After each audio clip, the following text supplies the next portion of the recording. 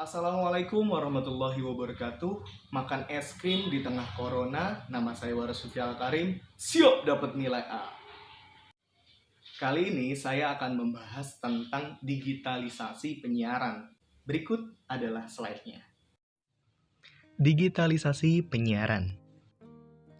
Media penyiaran saat ini telah menjadi kebutuhan bagi semua orang sebagai wadah informasi dan hiburan.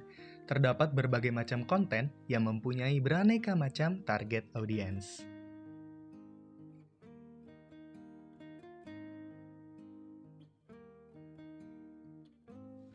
Seiring berjalannya waktu, penyebaran berita dan informasi tersebar sangat cepat, sehingga sulit untuk disaring dan dikontrol oleh pemerintah.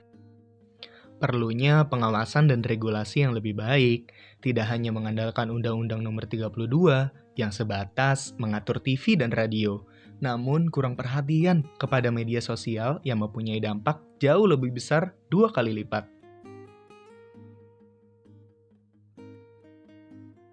Nah, kita harus selalu aware terhadap konten tidak mendidik dan berita hoax yang bermunculan. Nah, seperti yang kita tahu, tujuan membuat program acara dan televisi adalah untuk memenuhi keinginan audiens. Pengelola program tayangan mempunyai hak memilih siaran apa yang akan ditayangkan. Tentu mereka sudah melakukan riset sebelumnya.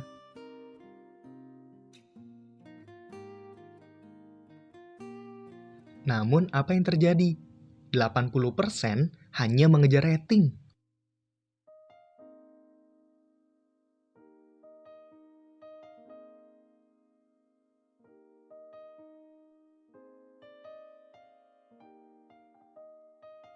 Beberapa elemen media hanya memikirkan keuntungan tanpa berpikir dampak apa yang ditimbulkan dari penayangan acara tidak bermutu. Lantas, bagaimana nasib generasi masa depan? Semakin berkembangnya zaman, internet semakin maju, semakin cepat. Tentu acara-acara atau siaran-siaran itu dengan sangat mudahnya untuk kita jelajahi dan untuk kita nikmati bersama. Tapi apakah kita sudah menyaring media-media yang memberikan tayangan yang inspiratif, tayangan yang edukatif, atau tayangan yang baik untuk anak-anak kecil? Karena tidak kita pungkiri, walaupun kita aware, walaupun kita tahu mana yang baik dan buruk, namun adik-adik kita atau tetangga-tetangga kita, saudara kita yang masih kecil, belum tentu bisa menyaringnya. Lantas banyak sekali acara-acara yang tidak mendidik dan tidak baik untuk didengar masuk ke akal mereka, sehingga mereka akan meniru acara-acara yang sangat-sangat tidak baik ini. Kita ambil contoh dari sinetron. Memang sinetron tidak mungkin dibuat untuk tujuan mendidik. Apa coba hal mendidik dari sinetron? Sinetron sudah pasti untuk entertain. Tapi bagaimana caranya entertainnya itu yang bisa mencakup seluruh usia, bukan hanya untuk orang-orang remaja saja, tapi juga anak-anak. Ketika anak-anak mungkin tidak sengaja atau mungkin memang suka dengan sinetron, bisa menonton juga. Saya tidak menyalahkan sinetron sebagai tayangan yang tidak mendidik. Coba kalau kita pikir sinetron bisa mendidik. Misalkan boy anak jalanan sedang naik motor ngebut, lantas dia ingin terjatuh. Dia pun berpikir, jika saya berkecepatan 60 km per jam, lantas jika saya terjatuh, berapa sentimeterkah luka saya akan terbuka? Tentu tidak seperti itu, bukan? Karena tujuan dari sinetron adalah merealisasikan kehidupan-kehidupan sehari-hari dengan ditayangkan di televisi.